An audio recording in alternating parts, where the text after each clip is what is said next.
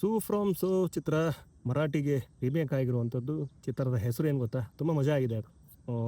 ತುಂಬಾಡ್ಚಿ ಮಂಜುಳಾ ಅಂತೇಳಿ. ತುಂಬಾಡ್ಚಿ Manjula cinema June 5ನೇ ತಾರೀಕು ರಿಲೀಸ್ ಆಗ್ತಾ ಇದೆ. ಈ ಚಿತ್ರದಲ್ಲಿ ಒಂದು ಗಮನ ಸೆಳೆಯುವಂಥದ್ದು ಅಥವಾ ಅದನ್ನು ಕ್ರಿಟಿಸೈಸ್ ಮಾಡುವಂಥದ್ದು ಏನಪ್ಪ ಅಂದರೆ, ಯಥಾವತ್ತು ಮರಾಠಿಗೆ ರೀಮೇಕ್ ಆಗಿರುವಂಥದ್ದು ಫ್ರೇಮಿಂಗ್ ಆಗಿರ್ಬೋದು, ಶೂಟ್ ಮಾಡಿದ ಮನೆ ಆಗಿರ್ಬೋದು ಅಥವಾ ರೋಡ್ ಆಗಿರ್ಬೋದು, ಇಲ್ಲಿಗೆ ಬಂದು ಚಿತ್ರೀಕರಣ ಮಾಡಿದಾರ ಅಂಥೇಳಿ ಪ್ರಶ್ನೆ ಬರುತ್ತೆ.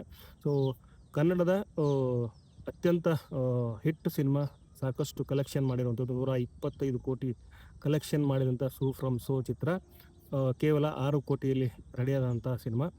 ಒಂದು ಒಳ್ಳೆ ಹೊಸ ಉತ್ಸಾಹ ಮತ್ತು ಹುಮ್ಮಸ್ಸು ಹುಟ್ಟಿಸಿದಂಥ ಈ ಚಿತ್ರ ಮರಾಠಿಗೆ ತುಂಬಾಡ್ಚಿ ಮಂಜುಳಾ ಅಂಥೇಳಿ ರೀಮೇಕ್ ಆಗಿರುವಂಥದ್ದು ಜೂನ್ 5ನೇ ತಾರೀಕಿಗೆ ರಿಲೀಸ್ ಆಗ್ತಾ ಇದೆ. ವಿವಿಧ್ ಕೊರಗಾಂವ್ಕರ್ ಈ ಒಂದು ಚಿತ್ರವನ್ನು ಅಲ್ಲಿ ನಿರ್ದೇಶನ ಮಾಡಿರುವಂಥದ್ದು. ಆ್ಯಸ್ ಇಟ್ ಈಸ್ ಪಾತ್ರಗಳು ಅಲ್ಲಿದೆ, ಆದರೆ ಕನ್ನಡದವರು ಯಾರೂ ಅಲ್ಲಿ ಕೆಲಸ ಮಾಡಿಲ್ಲ. ಎಲ್ಲ ಮರಾಠಿ ಕಲಾವಿದರು, ಮರಾಠಿ ಚಿತ್ರರಂಗದ ಕಲಾವಿದರು, ಹಾಗೆಯೇ ರಂಗಭೂಮಿ ಕಲಾವಿದರು ಅಲ್ಲಿ ಕೆಲಸ ಮಾಡಿರುವಂಥದ್ದು. ಈ ಸಿನಿಮಾಗೆ ಸಂಬಂಧಪಟ್ಟಂಗೆ ಇನ್ನಷ್ಟು ಹೇಳೋದಾದರೆ, ಜಿ ಸ್ಟುಡಿಯೋ ಈ ಒಂದು ಚಿತ್ರವನ್ನು ನಿರ್ಮಾಣ ಮಾಡಿರುವಂಥದ್ದು.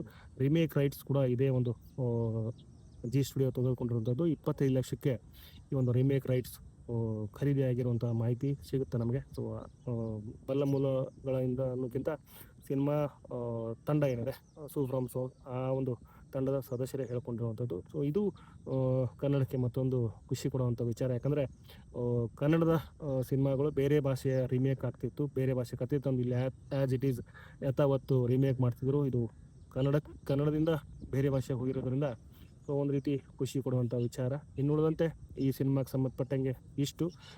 ಜೂನ್ 5ನೇ ತಾರೀಕು ತುಂಬಾಡ್ಚಿ ಮಂಜುಳಾ ಬರುತ್ತೆ. ಇದೇ ದಿನ ಕನ್ನಡದ ಮ್ಯಾಂಗೋ ಪಚ್ಚ ಸಿನಿಮಾ ಬರುತ್ತೆ. ಇನ್ನು ಪೆದ್ದಿ ಸಿನಿಮಾ ಜೂನ್ 4ನೇ ತಾರೀಕು. ಸೊ ತೆಲುಗು, ಕನ್ನಡ, ಮರಾಠಿ, ಸೊ ಹೀಗೆ ವಿಶೇಷವಾಗಿ ಈ ಸಿನಿಮಾಗಳು ಬರ್ತಿರುವಂಥದ್ದು. ಸದ್ಯಕ್ಕೆ ಈ ಒಂದು ಸಿನಿಮಾದ ಸುದ್ದಿ ಇದೆ, ಸೂ ಫ್ರಮ್ ಸೋ ಕನ್ನಡದಲ್ಲಿ ದೊಡ್ಡ ಅಲೆಯನ್ನು ಎಬ್ಸಿರುವಂಥ ಚಿತ್ರ. ಮರಾಠಿಲಿ ಏನು ಮಾಡುತ್ತೆ ಅನ್ನುವಂಥ ಪ್ರಶ್ನೆ. ಸೊ ಇಲ್ಲಿ ಸುಲೋಚನಾ, ಅಲ್ಲಿ ಮಂಜುಳಾ, ಈ ಒಂದು ಕಾಮಿಡಿ ಕಂಟೆಂಟ್ ಇರುವಂಥ ಚಿತ್ರ ಯಾವ ಥರ ಕಮಾಲ್ ಮಾಡುತ್ತೆ ಮರಾಠಿಲಿ ಅಂತ ಅನ್ನುವಂಥ ಕುತೂಹಲ ಇದೆ. ಸೊ ಸದ್ಯಕ್ಕಿಷ್ಟು, ಮತ್ತಷ್ಟು ಇನ್ನಷ್ಟು ಇರುತ್ತೆ. ಸೊ ಧನ್ಯವಾದಗಳು ವಿಡಿಯೋ ನೋಡಿದ್ದಕ್ಕೆ.